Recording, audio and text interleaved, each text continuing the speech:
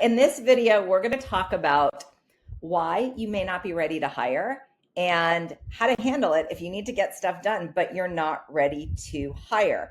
I'm Diane Prince. I've started, scaled, and sold businesses, including one that I sold for $28 million to a public company. And now I help small businesses and staffing and recruiting agency founders do the same without burning out, without guessing their way through growth, or getting stuck in the placement to placement grind. I like to teach what actually works because I've been in your seat. I'm going to tell you a quick story about hiring too soon. Once I actually had a clothing business, and I was about to be interviewed by Marie Osmond on the Marie Osmond show. It's actually, you can find the video on YouTube, but it never aired. It never aired. The producer did send me the video, but it did not air. Okay, so what happened was we got so excited because it was a clothing business. We were selling in home parties. Marie Osmond was so hot then, and it was completely our target demographic. And we hired somebody in anticipation of all the business we thought we were going to get when the show aired. Okay, the show never ended up airing. Okay, that's a long story, but it never ended up airing. And I just have the video. So if you want to look at the video, it's a pretty good interview, but it never ended up airing. And I had to lay someone off. It was really terrible. And this person had also quit her job in order to come to our job. And it was really, really bad. I felt terrible, but we just couldn't afford to keep her. And that's because we hired too soon. Okay, so we're going to talk about how to prevent that, how to stop hiring too fast, because it can really cause some serious problems for your business. So we'll be talking about what are the signs you're not ready to hire? Why do experienced hires sometimes underdeliver?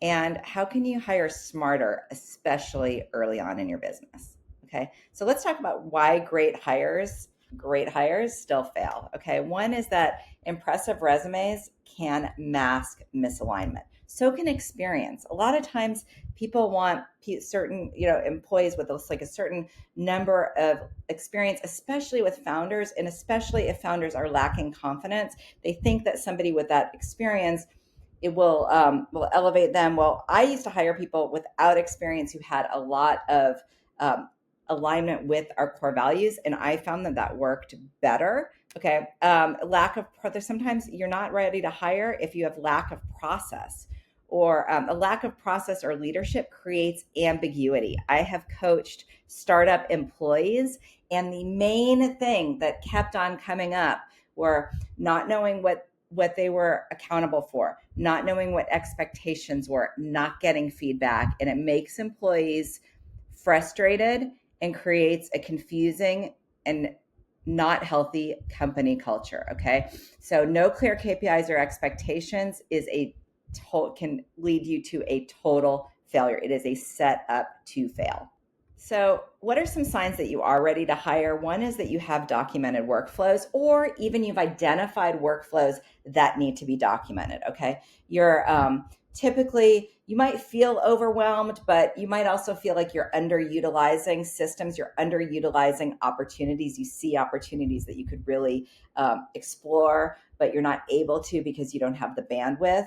And you also know you're ready to hire when you've validated demand and delivery, when you know that you have niche market fit or product market fit, and it's just about getting out there and making it happen. Those are signs that you're ready to hire. So some things to do before you hire. Okay, build playbooks, not just job descriptions. And when you build a job description, like I like to put in my job description, I tell people what success will look like in their role. And I also want everybody to know what their mission will be within the mission of the business. Okay, so how do they fit in? So like, for example, my vision is to make entrepreneurship easier for everyone who wants to run a company. Okay. And our mission is to do that through providing virtual assistant support to small businesses. And everybody in my business knows what their specific mission is within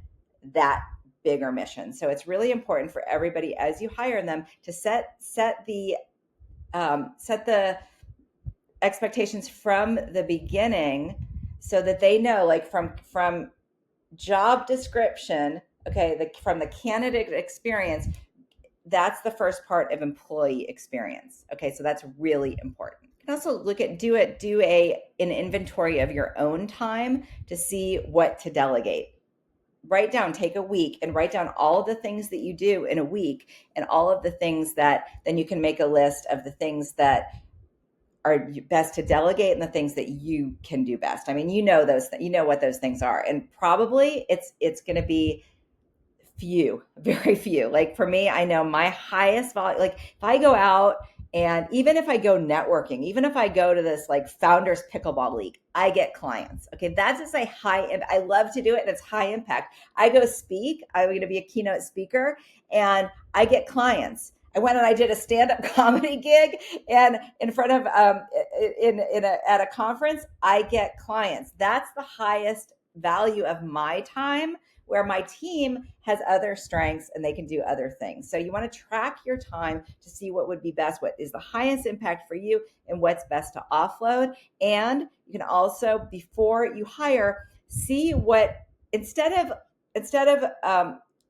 identifying like the job description that you need, like saying like I need an executive assistant, identify the things that need to be done and see how they can be done. Okay, so without hiring an executive assistant, for example, can you do things with technology? Can you automate? So if you write down these tasks, like once you track your own time, once you see what you want to offload, then look at it and see, how can I get this done? Maybe it's not hiring someone. Maybe it's a virtual assistant who is not full-time, or maybe then until you're ready for a full-time virtual team or a full-time team. Okay, let's talk about who to hire first. And typically, from my experience, when you're in a small business, junior talent with hustle always outperforms senior hires. Always, to me. That has been my experience. Okay, so look for people who see your opportunity as a stretch. They're going to be really excited about your role. Those people typically work better, in my experience, than people who have been like those like shiny executive, the executives that have been like a big competitor that you see sound like really impressive. For me, in a small business, those people haven't really worked out. My first employee was a waitress, or a food server, I should say, at Coco's, at the local diner. She was 17 years old and she was in community college. She ended up becoming CEO of one of my subsequent businesses. Now she is head of APAC at Meta, last time I looked. So she's an incredible person. So if you can identify raw talent, that's really, really powerful. So if you're ready to scale the smart way, one option is our A team. I mentioned before, I have a virtual assistant agency, and I'd love to show you how we can help you to delegate. We can help you strategically too with some of these things. And you can hit Meet the A team. Our link is there. And then you can also download a free hiring readiness checklist. You'll also see the link there. And don't forget to subscribe to my YouTube. Put some comments in if you have any questions. So just to conclude, look at the signs to see if you are ready to hire. Smart hire starts with smart prep, and whoever you bring on, whether it's virtual, a team who's virtual, wherever they are in the world, you need to spend time with them, you need to train them, and you need to be accessible to them, especially in the beginning. So that time investment up front is so key, and you will get so much in return. Also, make sure that people know clearly what their expectations are. Okay, so smart hire starts with smart prep, and you want to know if you should hire a virtual assistant or a full-time employee. Well, I like to look and see our virtual team can pretty much do anything that doesn't need to be done in person. So that's the way that I look at it. And today, people don't really totally understand that virtual assistants are actually individuals who are can be really talented. And the term virtual assistant can mean so many things. It's basically offshore talent. So they can do programming, they can do product, they can do customer service, they can do marketing. Anything that you can think of. There's so much incredible global talent in the world that can allow small businesses to compete with giants. So don't forget to contact us if you are interested at all in building and delegating. You're not sure if you're ready to hire. Let us help you. Let us help you to build your team. I'm Diane Prince. Don't forget to subscribe to my YouTube channel. Put your comments down below and let us know, and or click on the link if you want to meet a team.